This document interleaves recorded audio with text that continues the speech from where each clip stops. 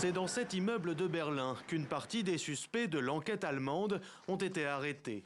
En tout, 3 hommes, 2 Libanais et un Égyptien arrêtés dans la capitale, tandis qu'un 4e homme de nationalité néerlandaise était interpellé à Rotterdam.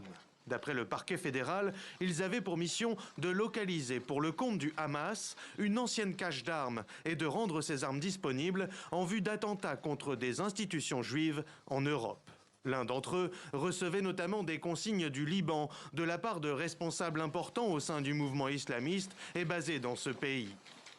Nous voyons ici le danger de l'organisation terroriste Hamas, qui ne fait pas seulement rage dans la bande de Gaza et en Israël, mais bien au-delà de ses frontières, ici même en Allemagne. Nous ne devons pas fermer les yeux sur cela. Parallèlement, et sans lien direct avec l'opération allemande, les renseignements danois ont annoncé l'arrestation de 4 personnes, 3 au Danemark et 1 aux Pays-Bas, afin de contrer un projet d'attentat terroriste en lien avec des pays étrangers, sans que Copenhague ne précise lesquels. Je peux dire qu'il y a des liens avec des pays étrangers. Et je peux aussi dire qu'il y a des liens avec le milieu des gangs.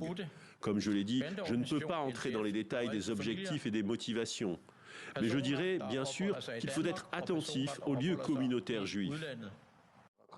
Contredisant Copenhague, le bureau du Premier ministre israélien Benjamin Netanyahou a affirmé que les personnes arrêtées dans le cadre de l'opération danoise étaient liées au Hamas. Pour la première ministre de ce pays, marquée par l'affaire des caricatures de Mahomet, ce coup de filet démontre la persistance de la menace terroriste.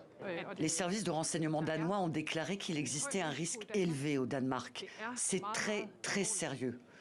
En ce qui concerne ce qui se passe en Israël et à Gaza, il est totalement inacceptable qu'il y ait des personnes qui amènent au Danemark un conflit venant d'une autre partie du monde. Au Danemark, les services de renseignement évaluent la menace terroriste à 4 sur une échelle de 5, une menace considérée comme critique.